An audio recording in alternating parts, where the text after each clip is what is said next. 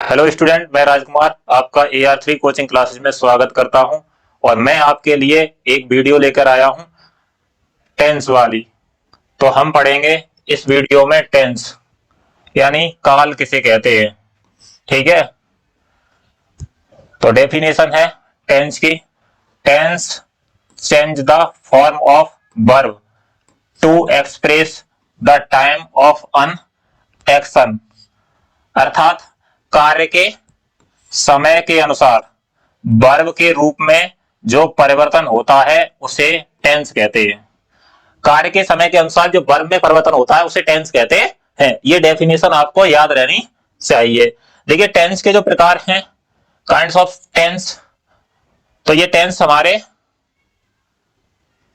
तीन प्रकार के हैं: प्रेजेंट टेंस, पास्ट टेंस और फ्यूचर टेंस। प्रेजेंट टेंस को वर्तमान काल कहते हैं और पास्ट टेंस को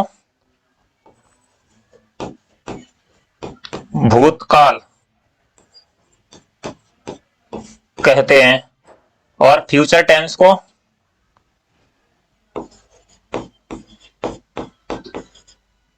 भविष्यत काल कहते हैं। तो प्रेजेंट टेंस को वर्तमान काल। वर्तमान काल क्या है भाई? वर्तमान काल जिस क्षण आप मौजूद हो वही वर्तमान है। ठीक है, जैसे मैं अभी तुम्हें पढ़ा रहा हूं तो ये वर्तमान काल में ही कार्य हो रहा है। तो जिस समय कार्य हो रहा है, जिस क्षण मौजूद है, वही वर्तमान काल है।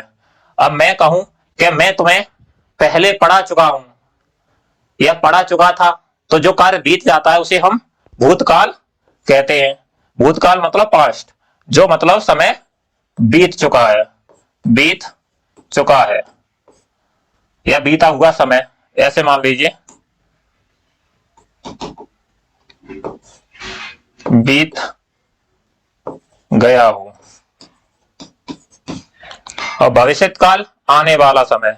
ठीक है, जो आने वाला है वो भविष्यत काल में आ जाता है। और वर्तमान जिस क्षण आप मौजूद हो। ठीक है, जिस क्षण आप मौजूद हो।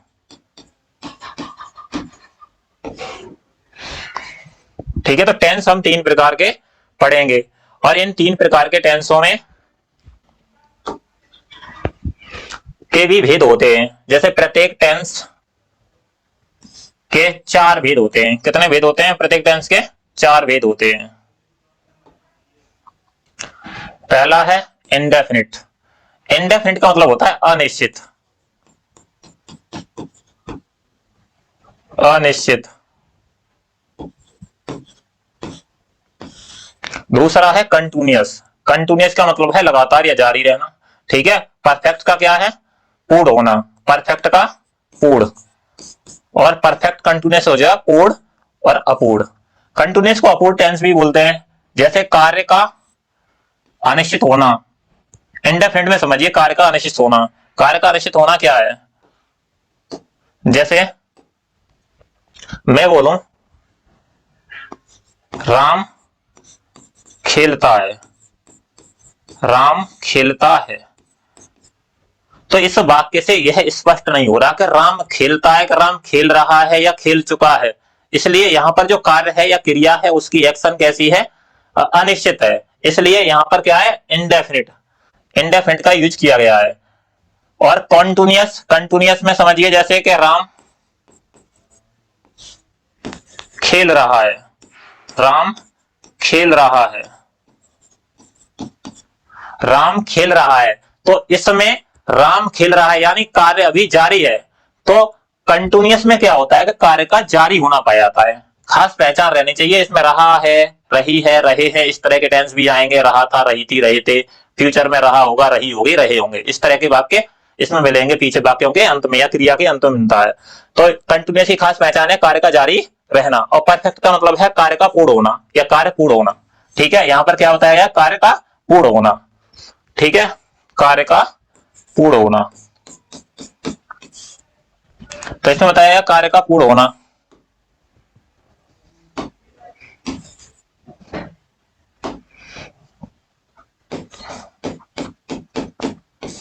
तो परफेक्ट में कार्य पूर्ण होता है। तो इसके अंत में मिलते हैं जैसे चुका है, चुकी है, चुके हैं, इस तरह के मिलेंगे।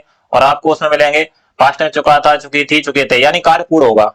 जैसे राम ने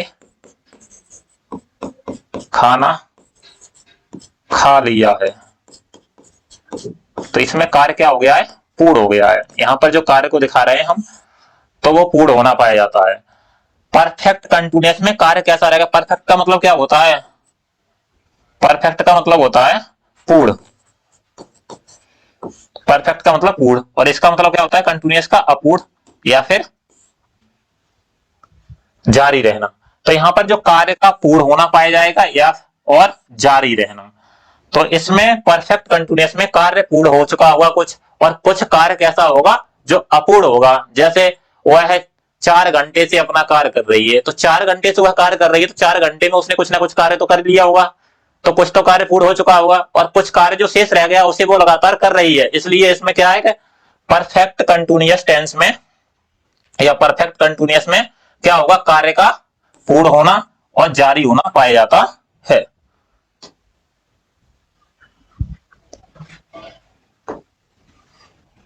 इस प्रकार हम निम्न प्रकार के टेंस को पढ़ेंगे।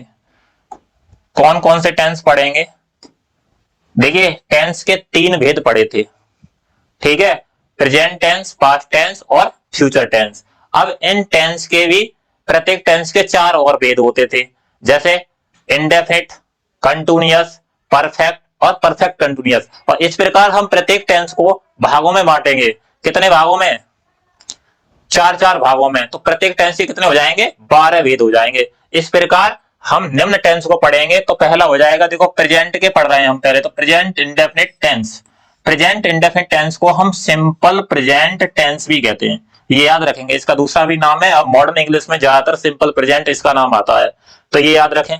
इसका मतलब क्या है भाई? प्रेजेंट का तो मतलब आपको पता ही है, प्रेजेंट वर्तमान, ठीक है, और इंडेफिनिट का मतलब अनिश्चित, और टेंस मींस काल, तो अनिश्चित वर्तमान काल।